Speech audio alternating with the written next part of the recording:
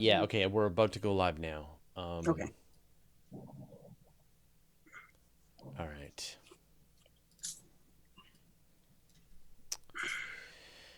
Um, we should be live. Uh, yeah, so the OneWeb launch happened last week, and the problem with the OneWeb satellites is they are at an altitude of 1,000+ kilometers. I think they're 1,200 kilometers, so they're only Mm. eighth magnitude, but they are way higher and they're visible for the entire pass. So, if you had to make, I mean, like, obviously astronomers wouldn't want to have to choose which nightmare to have to go with. On the one case, you've got the Starlinks, which are low and for big chunks of the year are not visible in the telescopes at all because they sort of they fade away just as they go above the horizon. While in other Mm. locations, they will be visible for the whole pass. And then for the OneWebs, they are visible the entire pass. Starlinks are fifth magnitude. OneWebs are eighth magnitude. Mm. So it's all, and so the Starlinks add 9 times as many bright objects to the sky. Yeah. Is sort of the thinking right now. If they go for just the first iteration, so when they get their first 1,500 satellites online, then they will be 9 times more bright objects going through the Mm. field of view. And then when they get to the full constellation, right, when they get to 15,000, then you've got 90 times as many bright objects. When you get to 40,000, you've got 350-ish times as many bright objects going through the field of view of astronomers' telescopes. So, Right. yes, it's going to decrease the amount of science that astronomers are going to be able to do. It'll kill most of it, but I'm going to Yeah. say You don't want to get into an argument with a bunch of SpaceX people, I'm going to say fans hi about to that. Andy Cowley, Bob Harkins, Brexit Denier, Horizon Brave, Ian Farquharon, Johnny J, Kevin Ayers, Martin Bradshaw, Nancy Graziano, Neil Yu, Paranor, Pickenduck, Rich Wilson, Ryan Schmitz, The Field Lab, Yamagashi-san, and Zapfan. Hey, everyone.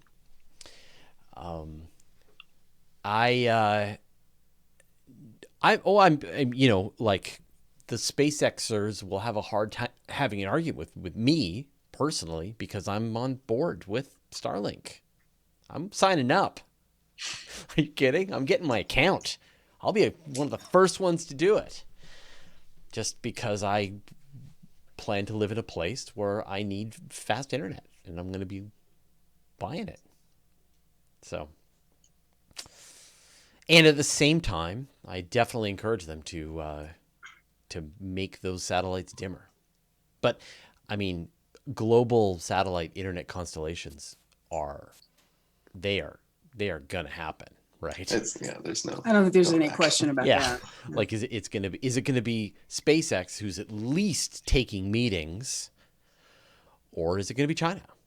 Yeah. Right? Is it gonna be Russia? Is it gonna be I don't know, United Arab Emirates? Is it gonna be like there's a million countries, right? They're all gonna do them. They're all gonna build them. They're all gonna want them. An interesting idea that I had heard, and you can tell me what you think. Could we replace all existing satellite functions with low Earth orbiting satellites? Right? Could all weather satellites be low Earth orbit? Could communication satellites? Could navigation satellites? Could it all be low Earth orbit?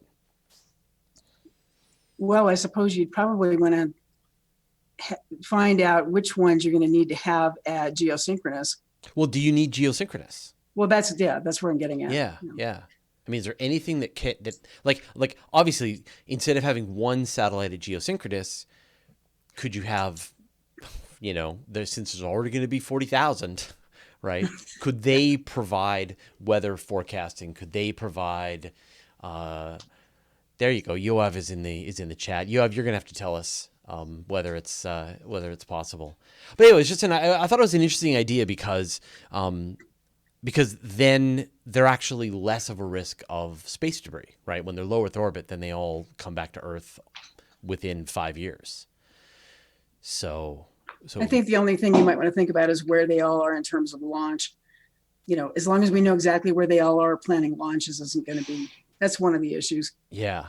No, I mean, obviously coordination is huge. And actually, Ethan Siegel had a really good point on his blog. He was saying, like, if there's bad solar storms in the future, then they could knock out satellites where they can't then be given new commands to change their orbits or change their positions. And so when normally they would be autonomously routing around each other, you could get to a point where they lose communication, lose ability to change, and then you do get these cascades. But again, low Earth orbit, the worst case scenario is you got 5 years of space debris, right? Yeah. And then it all re-enters the atmosphere. As opposed to, right, if GPS satellites collide, you've got thousands of years of space debris. Yeah. And thousands of pieces. And thousands, yeah. I mean, it's just it's a nightmare to clean up, and it's really just a matter of time. So it sort of feels to me like the solution, because someone's going to screw up, and it's already happened. There's already been a collision between a Russian satellite and a dead American satellite, and caused debris. Right, and there was almost one a couple of weeks ago too. Yeah. And so it's inevitable. And so at some point, the satellite's going to collide, and they're going to hit other pieces, and other pieces are going to cause other pieces. And so then the question is, you just want all that debris to come back to re-enter the Earth's atmosphere, so it's not up there forever. And right now, some of those orbits are effectively forever, and they should be dealt with. At least, there should be some regulation about this, some kind of international regulation that says. Yeah, there are no regulations right now, but that'd be amazing. Not about this, no. No, there should be. All right, we've spent our 5 minutes, although that was almost like like a mini story. But anyway, all right, let's go back to me. Let me get my rundown ready. All right, here we go. Okay. Hello and welcome to the Weekly Space Hangout for Wednesday, February 19th, 2020. I'm Fraser Kane, publisher of Universe Today. This week, we're going to be talking about an upcoming SETI Very Large Array collaboration to search for aliens, Flammable Ice, Globular Cluster System NGC 4546, studied in detail. And perhaps we'll talk about the next batch of Starlink satellites, although I think we kind of did. So joining me this week, we've got on my screen right now, Carolyn Collins-Peterson. Carolyn, welcome back to the Weekly Space Hangout. Hey, everybody. We've got Michael Roderick. Michael. Nice to be back. Whoa, you didn't even shift to you. It's still just Carolyn. We're going to have to talk a bit about your beautiful streamlined hairstyle. It's very, very aerodynamic now. Yeah, it just won't leave Carolyn. You're going to have to talk a little. Where are you located right now, Michael? There we go. Hello. Put me in the screen. Good. I don't know. Carolyn is magnetic somehow. All right. And then we've got Brian Coberline. Brian. Hi, everybody. Good to be back. Yeah, Zoom's a little stuck today. So weird. All right. So today we don't have a special guest. We have a pre-recorded guest, and it's a fantastic guest. It's John Thornton, who is the CEO of Astrobotic Technology, which is an upcoming private lunar lander platform that's going to be landing on the moon, and a whole bunch of missions are going to be flying commercial with them for various things. And we talked a bit about that. There's going to be messages from Earth brought to the moon. There's going to be a bunch of scientific payloads. I think a rover. So there's it's a cool idea. And so we'll get into that. And so we'll run that in the last 20 minutes of today's episode. So stick around for that. And before we get into the rest of the show, once again, as always, I'd like to give a big thank you and celebration to our good friends at the Weekly Space Hangout crew. This is the community that supports the work we do here on the Weekly Space Hangout. And I sort of try to explain this because I know it sounds super weird, but they are the executive producers of the show. They really run everything. and I am just a puppet that they tell me which guests I'm going to be interviewing, and I interview them. They organize the co-hosts. They really are the executive producers of the show. We couldn't do the show without them. So if you're a fan of space and you want to be able to have conversations on this show, like have you ever wanted to just like tell your favorite newscaster to just interview the guests of your choosing? This is your chance. So if you want to be a part of this community, go to wshcrew.space. They'll give you your login information. You can join their forum, their community. You get access to this cool conversation that happens during the show. And I am not kidding. They will give you your executive producer credentials. And then later on, who knows, right? You can get a job at some big show as a booking agent, and you will have built all your connections through your work with the Weekly Space Hangout crew. So, serious, get involved, get active, and join this incredible community. And of course, a huge thank you to Nancy Graziano for helping to organize, demonstrating the awesome power that she has as the executive producer. All right, let's get on to this week's stories. Brian, you're on my screen right now. Let's talk about the SETI Vela collaboration to search for aliens. Okay, so this is basically just a memorandum of understanding at this point. So the two organizations have agreed to work together towards this plan. And it is a further attempt to detect signals or radio signals from some extraterrestrial civilization.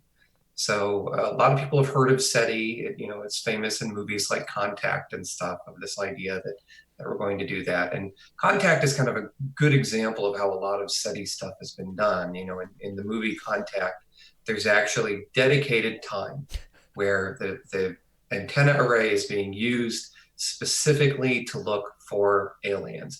And this is how Breakthrough Listen now works. So they actually pay for time at places like Green Bank, where they have dedicated telescopes that actually are just devoted to trying to find alien civilizations. So this idea that SETI and VLA have come up with is very different, and in some sense it's revolutionary, because one of the reasons why SETI doesn't use data that's already been gathered from other observatories is that by the time there's so much data that's gathered from something like the VLA that you can't keep all of it. You just can't record it fast enough. So there's a lot of processing that has to be done before it's saved.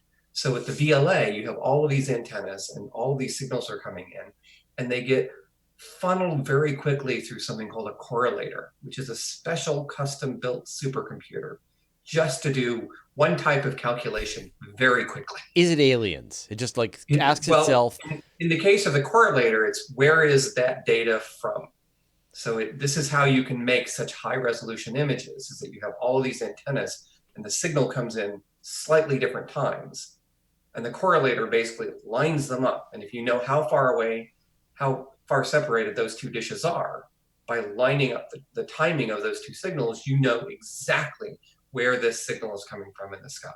And that's how you can make these very precise maps. That's how the VLA does it. That's how ALMA does it. And it's worked out pretty good so far. So sorry, I just want to just dig into this just for one moment, because we're sort of exploring some territory that I don't fully understand.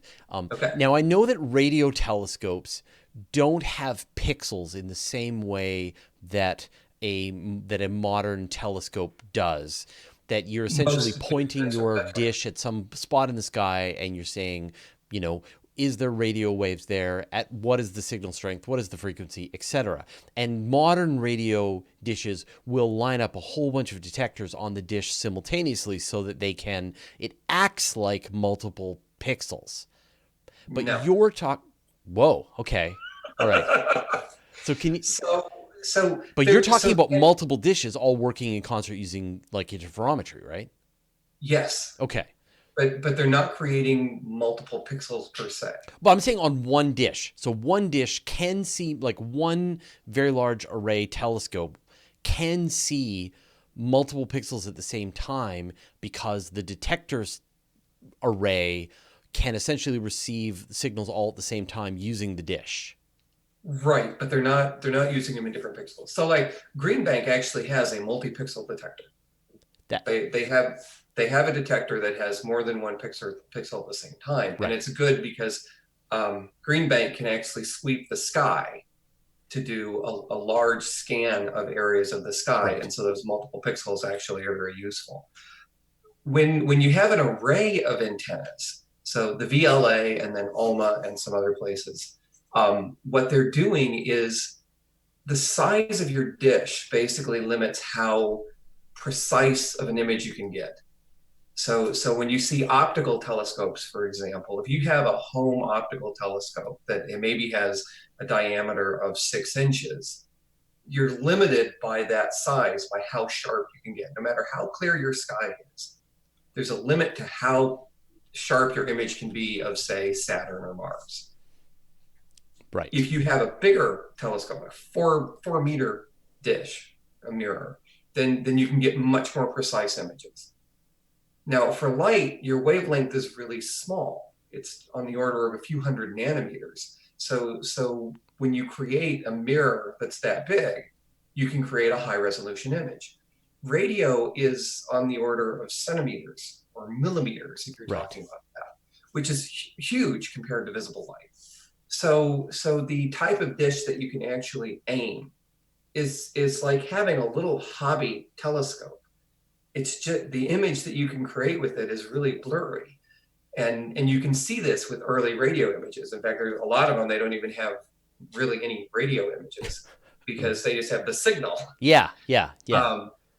And so what you can do is you can basically, with interferometry, if you have multiple antennas, then when the signal comes in, it hits one antenna, then another antenna, then another antenna. Right. And because you know the speed of light, you can basically take those signals and line them up in time. Right. And the amount of time that it takes to line them up tells you, well, that means if these two antennas are a certain distance away and the time took this much difference in time, then you know what that angle is above the horizon. So what it does is it allows you to find not just a big pixel, but a really tiny pixel. Right. And the point, I guess, the magic of radio is that you can do this after the fact, and that's where the correlation comes in. Right. So you correlate the pixel, and then as the Earth rotates, it basically sweeps the sky to create an image. Right. So you can, by gathering multiple observations, you can make a high resolution image. And it is kind of like, someone dumps bags full of shredded paper, documents in the hands of a supercomputer and goes, assemble it all. There's really good data in there.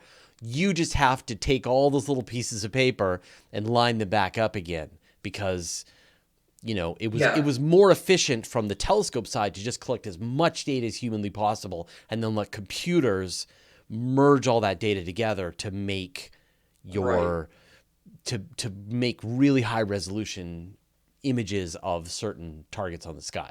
Right. Yeah. Okay. Another analogy would be like a puzzle that's not solved. And you just dump the pieces one after the other. And this computer basically just assembles the puzzle really fast because that's the only computation it can do. Right. So I think they talk about the correlator at ALMA is the fastest supercomputer in the world for one computation. Right. Which is correlating radio data. Which is correlating radio signals. Okay. So what is the new sort of collaboration going to do? So the new collaboration with SETI is that the reason you have dedicated time is because that type of correlation basically is getting the signal, but it's already processed. So you can't, if you want to look for distinct signatures in the raw data, there is no raw data to be had. It's not even, the raw data isn't even recorded. It's processed through the correlator first and then streamlined and recorded. So the data that astronomers have when they're looking at things are already processed to some degree. Right. It's kind of like your digital camera, whatever your digital camera capsule captures, and a lot of them now, the cheap phone ones will capture JPEG, which is already processed. It's not a raw photo image that you get from a really good camera. you know. And so it's that type of thing. So it's not useful to just go through the data that's already gathered and look for alien signals, because the processing could actually screw up and give you false positives.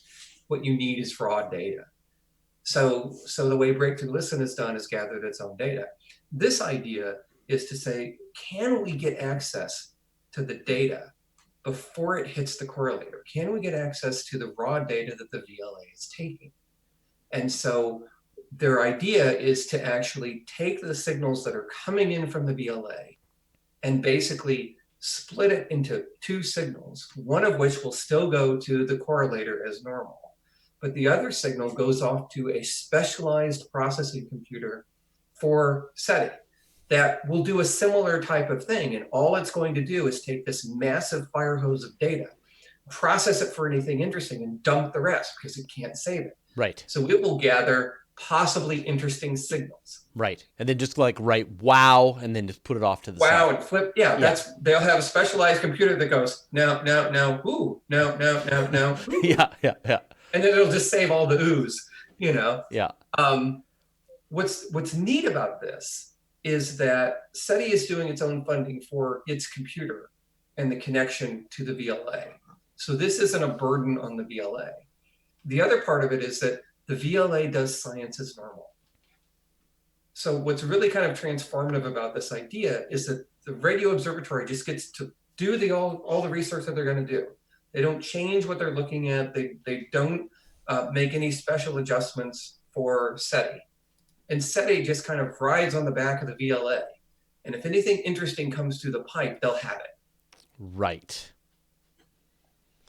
That is that's really cool. And so now SETI itself can kind of look through this data that's already being gathered anyway for various science purposes, right, for interesting signals as well. And so can you explain just briefly like what they're going to be looking for? I mean, I've had a chance to talk to a few SETI researchers that there are signals that would be unambiguously from some kind of advanced civilization. So what would that be like? What would that be?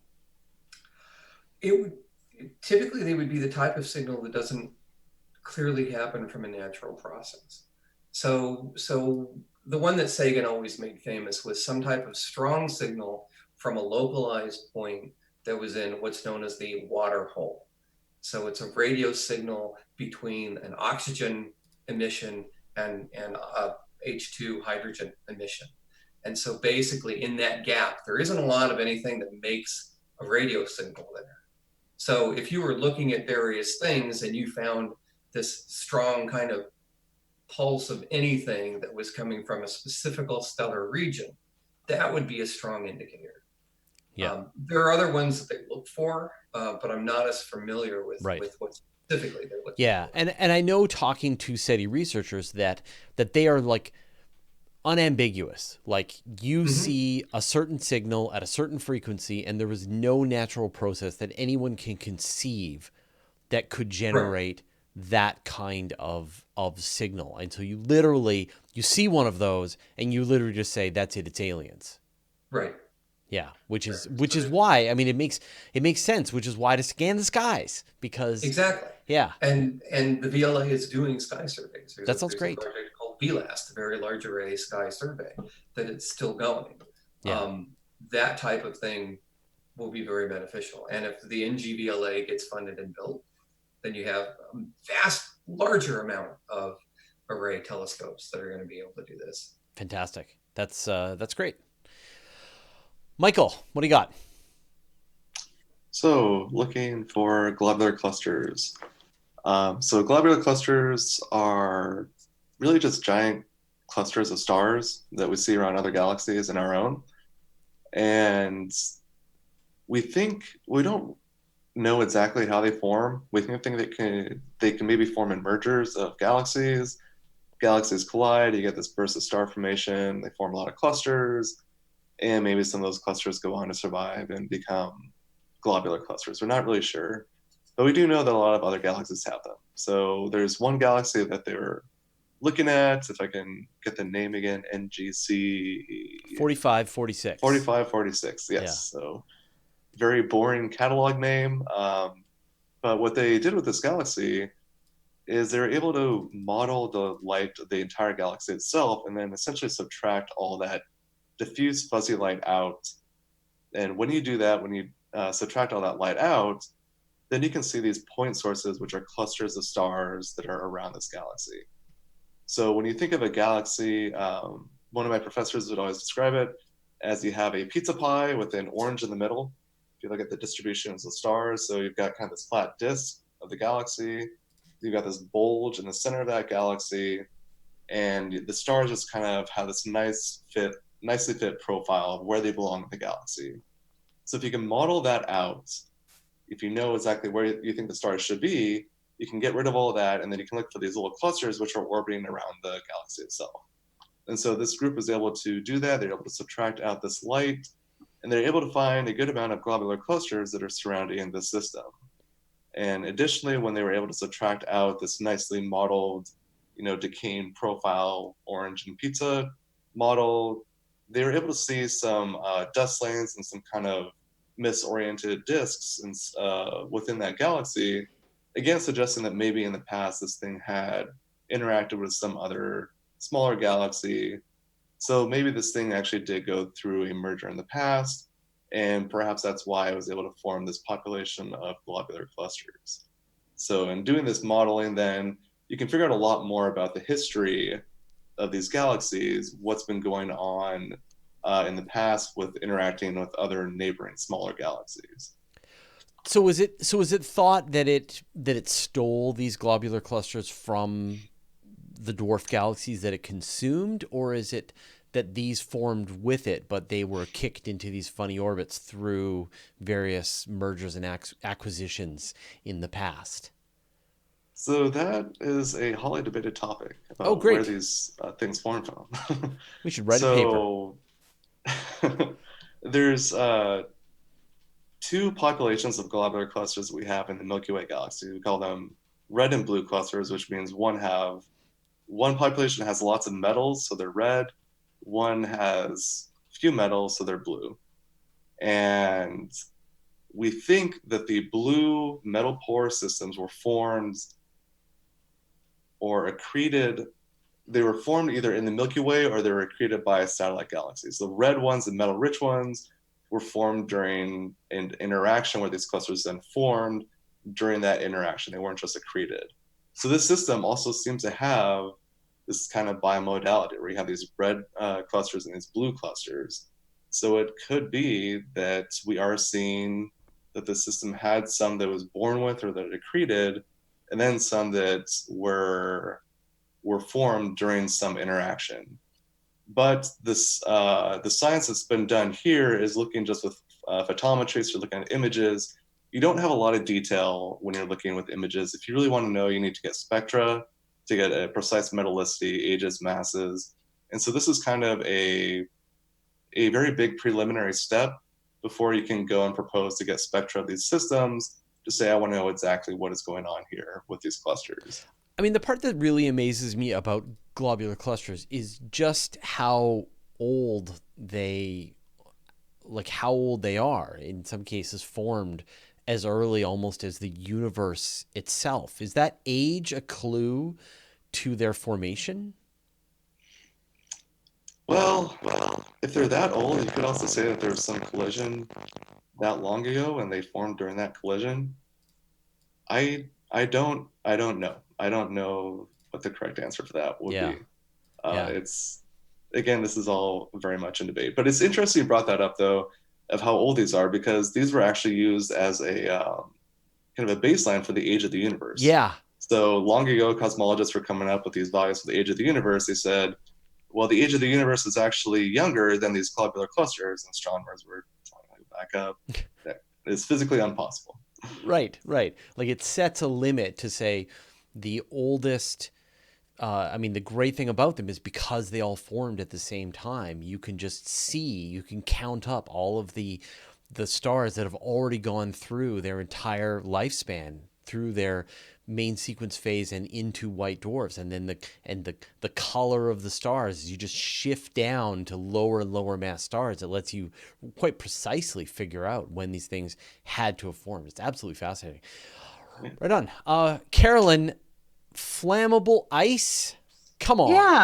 Yeah. So Brian's talking about these signals we might get from ancient or from civilizations across the galaxy, and I'm talking about possible life habitats we might find in other planets someday. But it all comes about because of a little story that I saw about scientists finding life inside microscopic bubbles inside of something called flammable ice. Now, flammable ice contains methane, which burns. Like if you use natural gas, you're most likely burning methane. So we all know about that. Scientists refer to this flammable ice, that the technical term is a methane clathrate or a methane hydrate. So you think of it like if you got a whole bunch of ice in an ice cube tray, the ice cube tray is water ice, and inside the little holes where the ice cubes are, that would be where the methane is trapped. So it's super cold or frozen methane. Well, there are deposits of these methane clathrates all around the world on the sea bottom, and some of them are associated with deep ocean drilling, and others are natural sinks and seeps that you see in the sea bottom. They also have life forms living all around them. We all know about life living on the bottom of the ocean in very strange places. Well, that includes these little microhabitats that are embedded inside of clathrates that are full of these little microbes. So a scientist named Glenn Snyder, who is working at Meiji University in Tokyo, is studying these hydrates found in the Sea of Japan. And he found these tiny bubbles of oil and water, saline water, in the clathrate. And they're called microdolomite aggregates, if you want to know the full name. And they contain these little spheroids with dark cores. He found this sort of deposits in there. And the material appears to be, from the study he's made, leftovers from microbes that are living inside the hydrate. That's amazing. And they're happily munching on oil and seawater.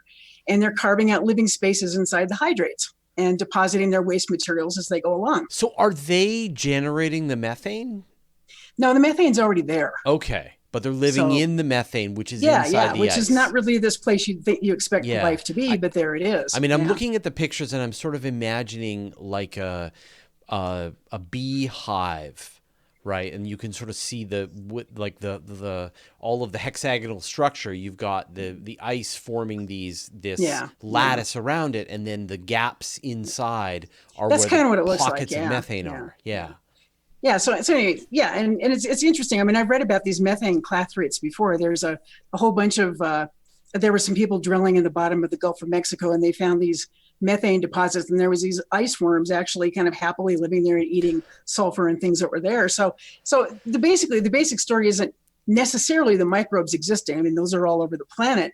But Glenn had reported this in a paper that got picked up in astrobiology, and those guys are interested in looking for life elsewhere on other planets.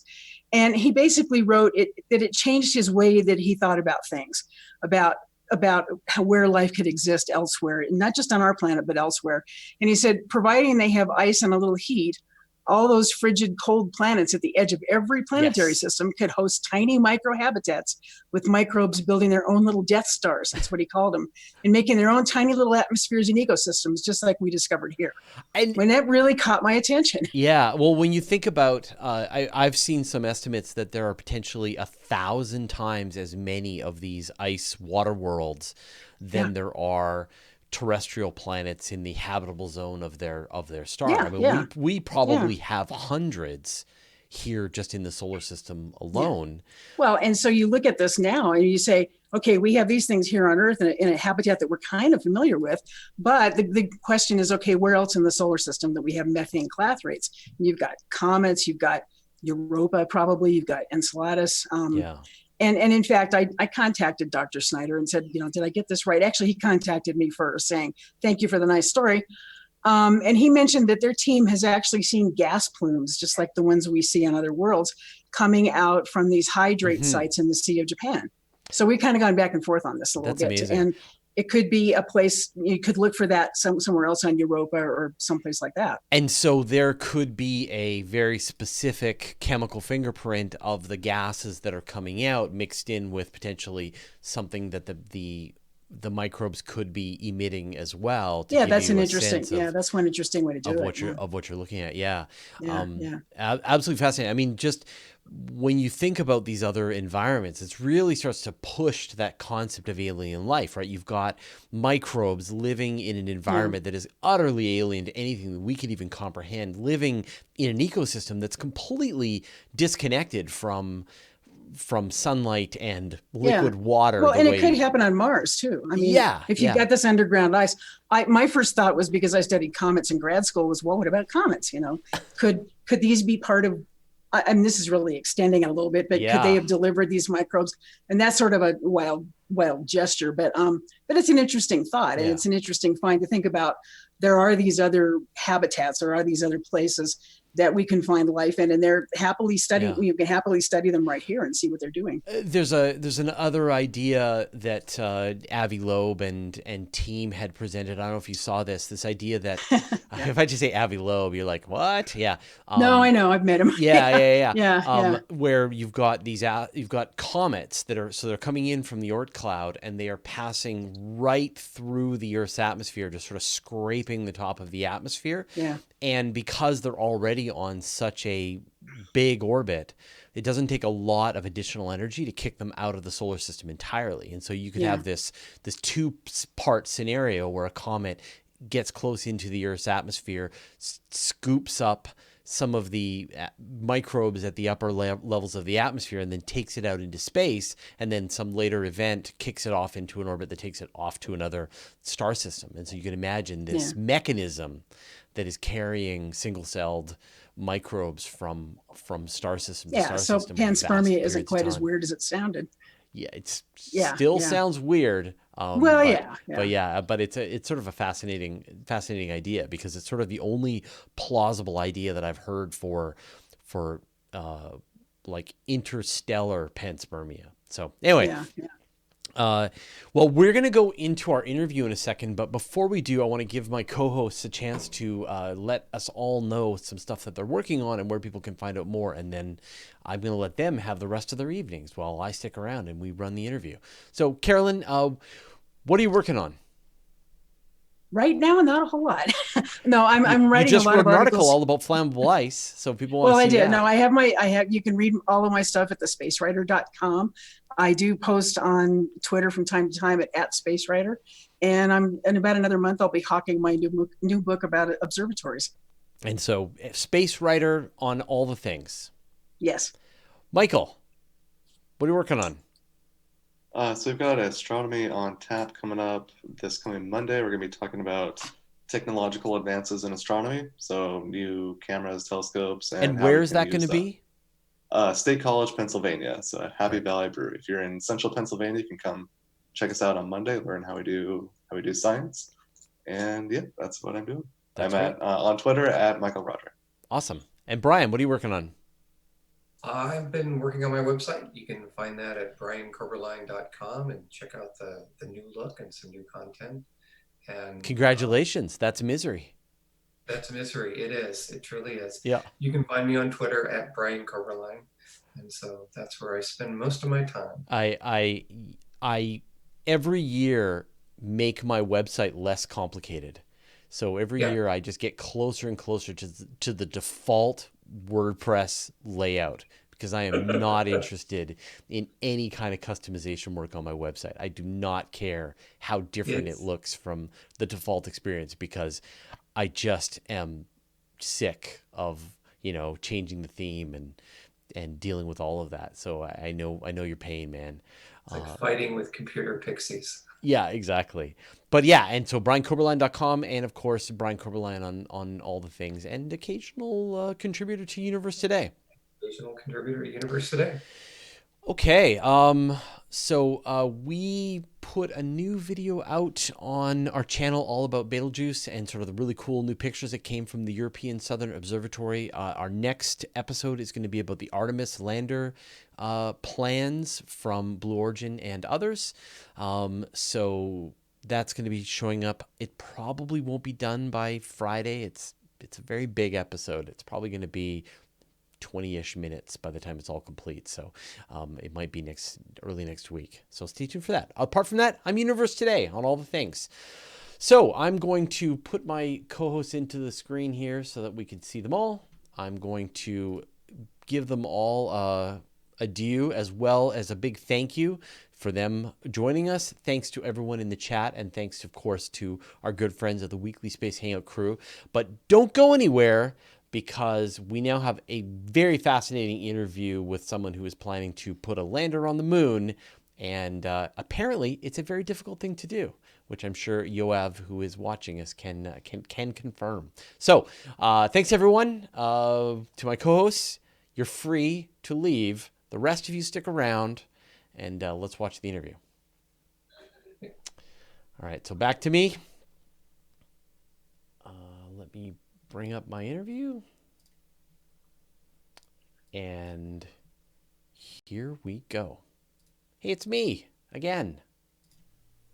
All right, joining us today's guest is John Thornton from Astrobotic. John, welcome to the Weekly Space Hangout. Oh, thanks for having me today. It's funny. This is the second time we tried to record this intro, because the first time around I got the name of the company wrong. And okay. I am not going to lie. Like, I'm sure a bunch of people out there, it's sort of in my head that it's bio, but it's robotic, Astrobotic. That's genius. And it That's right. clearly slipped my brain, and I apologize. That is an awesome That happens name. a lot. It's okay. Yeah, Yeah. We are not a pharma company. We are going to the moon. You're robots in space. So who are you? What do you do? So we're Astrobotic. We're building a DHL-like delivery service to take payloads to the surface of the moon. So our goal as a company is to make the moon accessible to the world. And towards that, we've got about 24 payloads signed up for our first mission, including about a dozen from NASA. We're going to go to the moon in summer of 2021, deploy those payloads, operate them on the surface, and keep doing it year after year. The moon is, as several people have learned this year, a notoriously difficult place to deploy a payload safely onto the surface of the moon. So what is your plan, sort of from a hardware standpoint? How is the whole mission going to operate? Yeah, we got a couple of reminders this year that space is unforgiving and the moon is really hard. So the way our mission starts is on the upgraded Atlas V called Vulcan.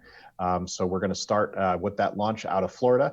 Our vehicle flies up to space on the launch vehicle, and then we get thrown towards the moon. That's where our job starts. So we do trajectory correction maneuvers on the way out to make sure we're lined up just right.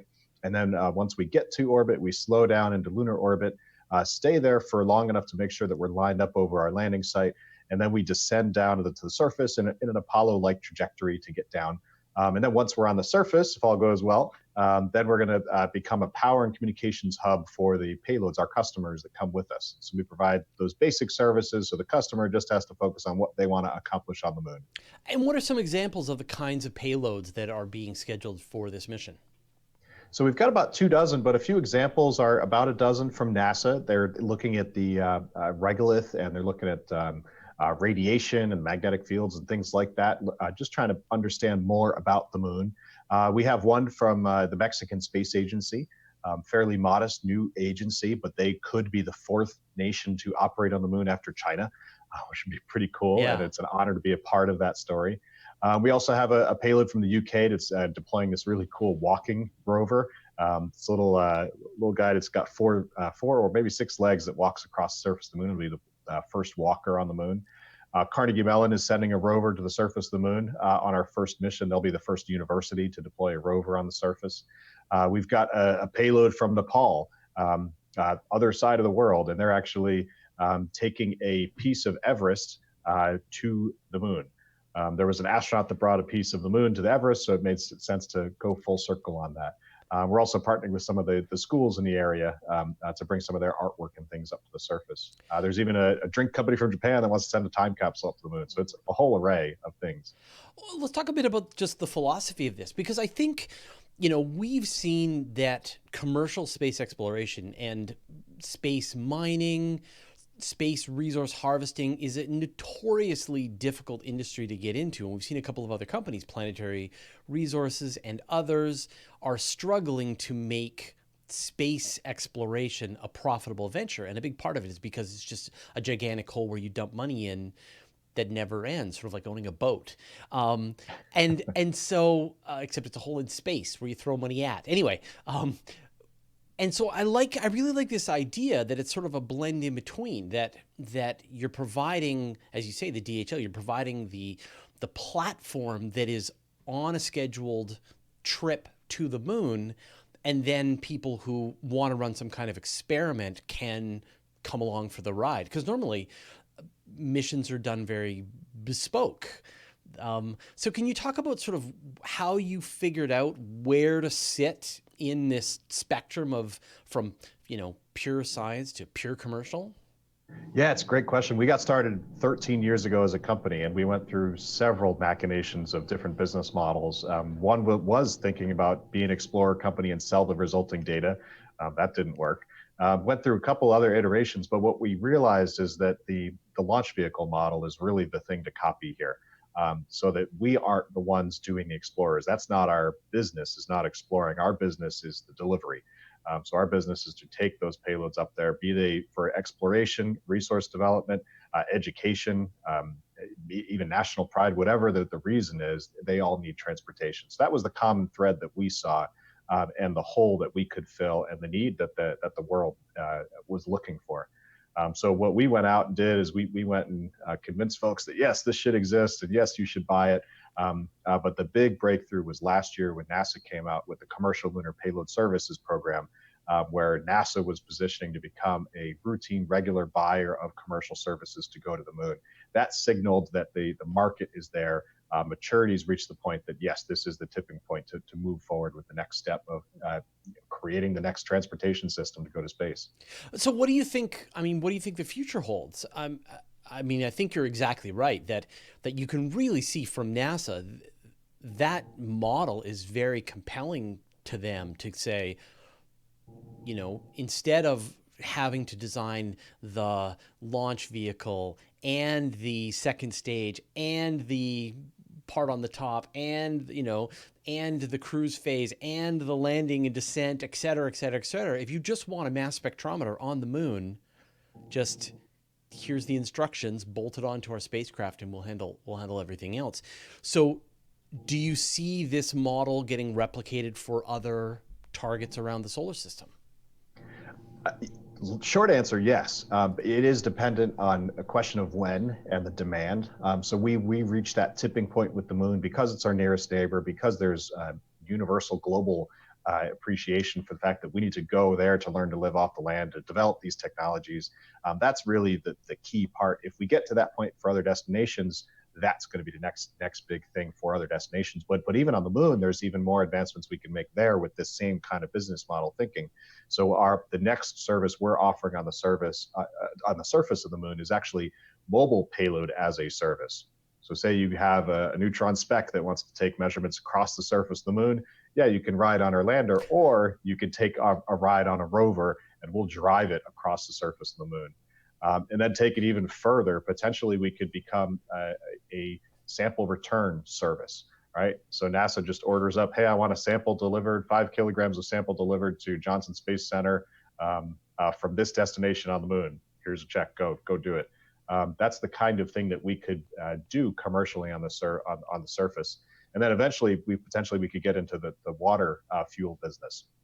And that could be really compelling because then that can create the spark for the next destination, because that's going to dramatically reduce the cost to get to the Mars and next and beyond and beyond. Yeah, I mean, I've just been reporting on the Solar Orbiter spacecraft, which is going to be launching in about a week. And it is what it really is. I mean, there's a really interesting just story about the spacecraft itself, but it is also a collection of 10 scientific instruments, each one which was designed and developed by a university, and everything kind of comes together to help answer these questions. But right now, like everyone, it's like a band, right? Everybody's got to get all of their parts and their pieces all orchestrated together and all working together, and the whole thing has to come together and get integrated properly before the whole thing can happen. And if the spacecraft bus people are behind, then the mass spectrometer people are, they have to wait as well. So can you there is one going in 2021 on a so far unflown Vulcan. Do you see then some kind of regular schedule? People can catch the bus to the moon. Yes, absolutely. So we intend a moon mission at least once per year. And the great part is NASA, one of the biggest customers in the world, is planning at least 2 missions per year that they want to send to the surface of the moon. So that's going to create a really nice regular cadence that other space agencies, universities around the world, scientists around the world can rely on. That, hey, you might not make this one, but a year from now, maybe even 6 months from now, there will be another opportunity. So because of that routine, regular access, it will help standardize interfaces and standardize this whole approach, and really begin to solve the crux of the problem you were pointing out. It's like, how do you get all these different moving parts, all these payloads all together on a single spacecraft? That's really the key to driving the business and getting the costs to come down. So, I mean, how much, let's say that I want to send some small scientific instrument to the surface of the moon. I mean, I'm not asking for a quote, but what is the kind of institution that is perhaps thinking about some kind of science that they'd like to do? What kinds of groups would make up your customers? So you can see that array on our website, right on our manifest. So we've got space agencies, large and small. Mm-hmm. We've got corporations that are interested in maybe some kind of sponsorship, opportunity, marketing kinds of things to engage their audience. We also have folks that want to demonstrate technologies, folks that are interested in building up long-term infrastructure on the surface of the moon, communications and power, maybe someday the water ice. So it's really a whole array of different interests that drive a single manifest for going up to the surface of the moon. But I guess, I mean, you talked about how the Mexican Space Agency is getting a chance to essentially send a mission to the moon. Do you anticipate this really bringing out a lot of groups that have always wanted to do incorporate the moon into the science that they're doing, but just haven't had the budget so far?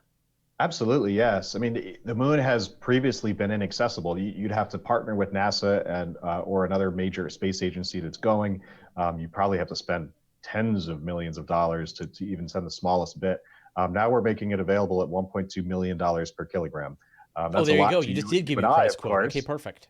Yeah. I mean, that's basically of what it is. I mean, sometimes it costs more or less depending on power and comm needs and other bits, but yeah, it's about 1.2 million per kilogram. So that's a lot to you and I, but to space agencies and science institutions, that is pretty darn cheap. Yeah. And that really changes the game for making real science really routine with that regular access on the surface of the moon. And that's how you can start to think about, can we use the resources of the moon for the next thing? And we're hoping to be able to bring that price down over time, but that's where we're starting at. I mean, as we mentioned, we definitely saw with both the Israelis and with India the difficulties of landing on the moon. So considering, I'm sure that's caused your team to have to double check a few numbers. What do you see as the biggest risks? What is the toughest part about doing this landing? So for Astrobotic as a whole, the biggest problem for 12 years was convincing people that a small startup company from Pittsburgh can do what superpowers have done before. That took a long time. Yeah. Now we're on to the technical part, and it is helpful to see what other people have done and see what hasn't worked. So we're able to learn a little bit more from that. But there's so many things that can go wrong. We just need to be able to test as much as possible here on Earth. So it's verifying that the propulsion system is going to work. That's a hard thing to test fully here on Earth because you can't, if you fully fuel the spacecraft and light it up, it's going to just sit on the ground because there's Earth gravity here, not moon gravity, which is designed for. So it's trying to get the test environments as close to the real thing as possible so that you can shake out all of the problems in the spacecraft. And that's really the biggest challenge going into this moon mission. Yeah. It's surprising. I mean, Mars is awful in its own special ways as well, but it is quite amazing how still difficult and dangerous trying to get down to the surface of the moon is. And it sort of casts, I mean, especially now as we're nearing the anniversaries of Apollo and Columbia and Challenger, and as humans are going to be getting into rocket ships and heading off to the moon potentially, we are reminded just how dangerous spaceflight is. So, I mean, obviously, you're clearly have just been battling the battles for, as you say, for 13 years just to convince people that in fact this is even possible and it makes economic sense for them. But in your imagination, how do you see the future holding, moving forward, not just for the company, but sort of the future of humanity's exploration and settling of the rest of the solar system? How do you think this plays out over the coming decades? So I think the biggest problem that we need to solve as humans in space is severing the tie of reliance on Earth for resources when we go into space. So essentially the International Space Station is like taking a cruise ship, sticking it out in the middle of the ocean and then supplying it with fuel and water and food and everything else. We need to be able to go to another destination and live off the land. So that means, harvesting fuel from the local resources, being able to 3D print objects from the local terrain and replacement parts, being able to grow food in a hostile environment like that. And the moon is the practice ground. That's why we think that creating a delivery service is the right first step towards that, because there's a whole array of technologies and capabilities we need to become the Columbus of space, right? To be able to set across the ocean and know that you can survive when you get on the other side and be independent of the resources of Earth.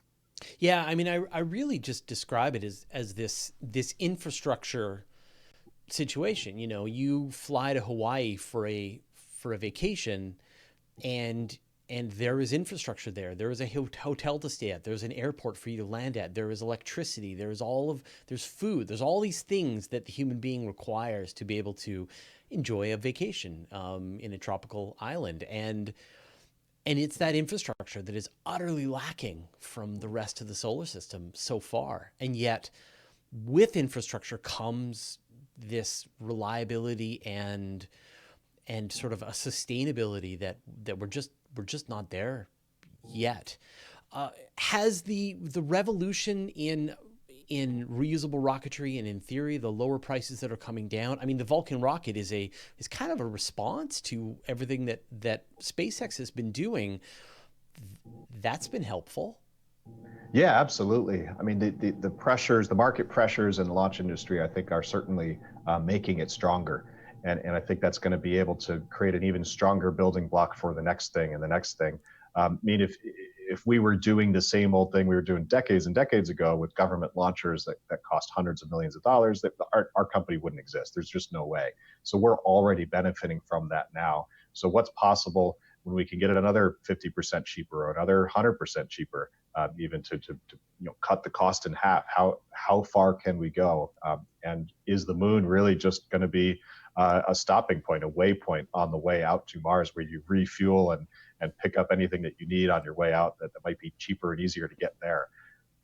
Yeah, it's really interesting to me. Like, Elon Musk has been talking about his plans to settle humans on Mars, and everybody wants to know all the details about, like, where are they going to live and how are they going to eat food and where are they going to go to the bathroom and all this kind of stuff. And Musk is very much like, we just send the rockets, man. Like none of that that's details for other people. And it's almost like with what Astrobotic is doing, those are the kinds of details that you will be working on, is helping to even just figure out how that stuff is going to make its way there, and then a whole other group of people will figure out what happens once it actually arrives and is all operating on the surface of Mars.